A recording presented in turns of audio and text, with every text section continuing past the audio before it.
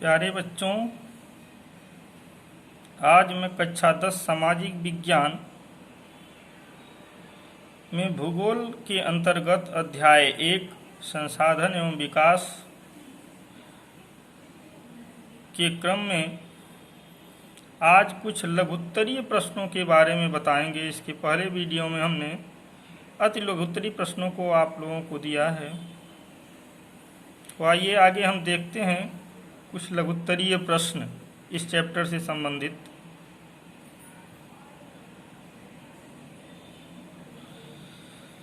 Question है, संसाधन नियोजन क्यों आवश्यक है?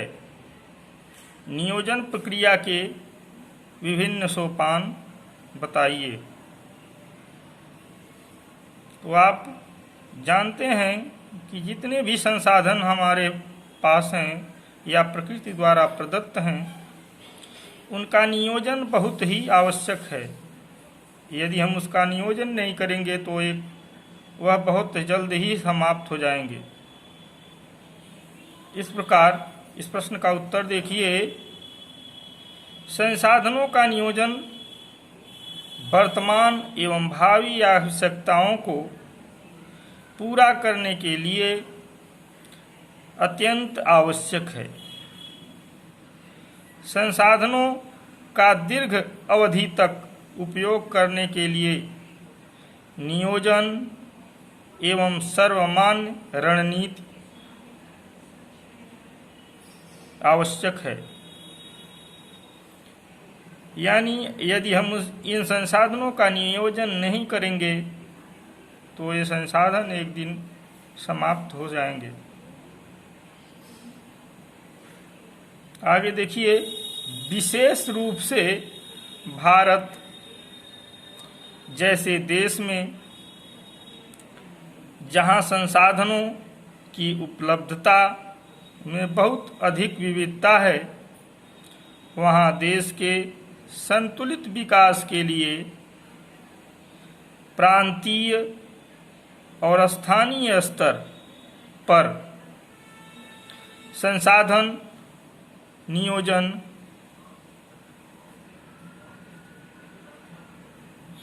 की आवश्यकता और भी अधिक है।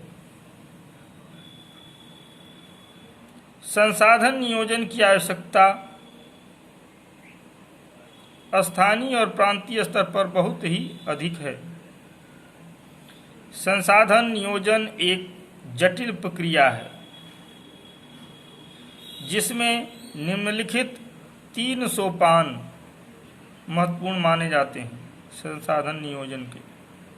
आइए देखते हैं कौन है। पहला इसमें है, देश के विभिन्न प्रदेशों में संसाधनों की पहचान एवं आकलन करना।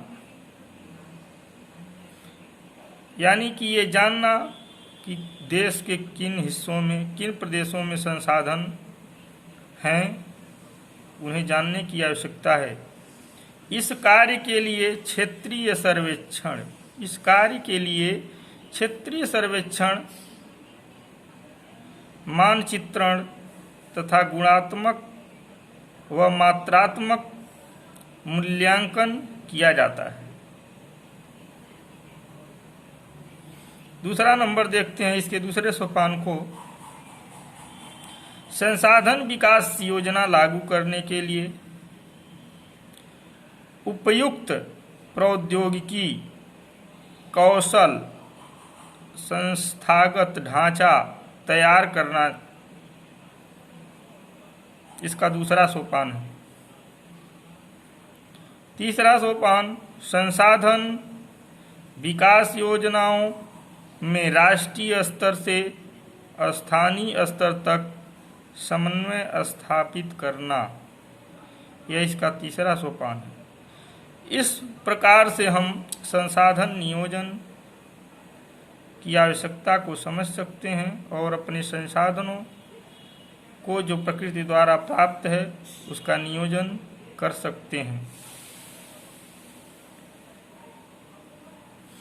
आगे हम दूसरा प्रश्न देखेंगे लघुत्तरीय प्रश्नों की श्रृंखला में।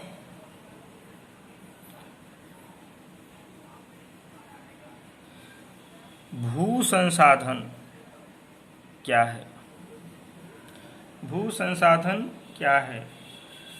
इसका सर्वोचित उपयोग क्यों आवश्यक है? आगे देखते हैं। इसका उत्तर प्रकृति द्वारा प्रदत्त यानी प्रकृति द्वारा प्राप्त वह संसाधन जिस पर हम निवास करते हैं, अनेक प्रकार के आर्थिक क्रियाकलाप करते हैं, जिस पर हम निवास करते हैं और अनेक प्रकार के आर्थिक क्रियाकलाप करते हैं तथा जिसका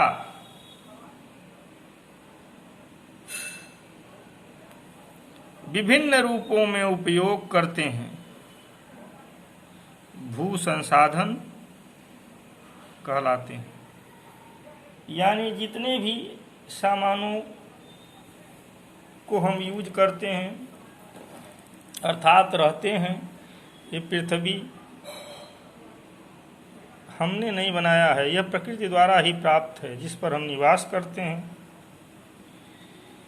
और जितने भौतिक संसाधनों का हम उपयोग करते हैं, यह कहीं न कहीं से प्रकृति द्वारा हमको प्राप्त है।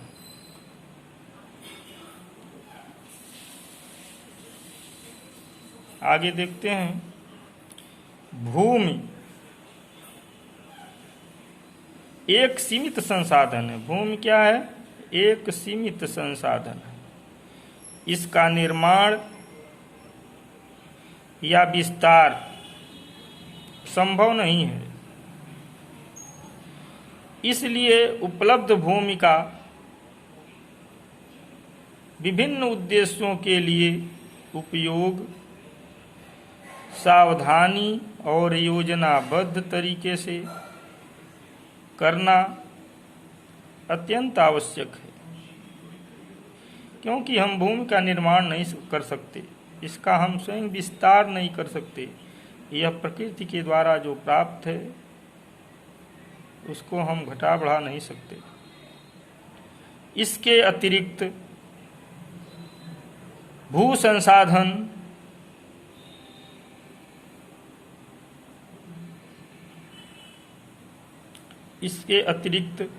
संसाधन पर्वतीय, पठारी, मैदानी और द्वीपीय रूपों से होता है।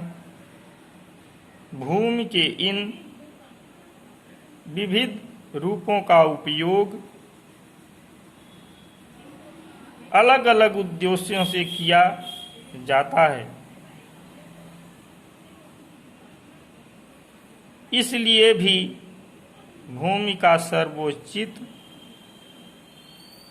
उपयोग आवश्यक है। यानी कहने का अर्थ यह है कि जो भी भू संसाधन हमें प्राप्त हैं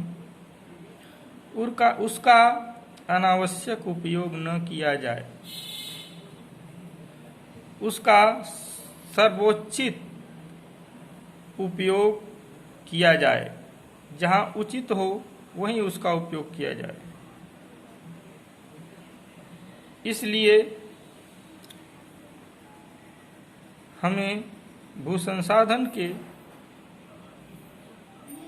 जो भी उपयोग हैं वह सही रूप से पालन उसका किया जाना चाहिए, तभी उसका सर्वोचित उपयोग हो सकेगा। आज के वीडियो में इन्हीं 2 प्रश्नों को आप लोगों को लिखना है। फिर अगले वीडियो में कुछ और बड़े प्रश्नों को हम देंगे।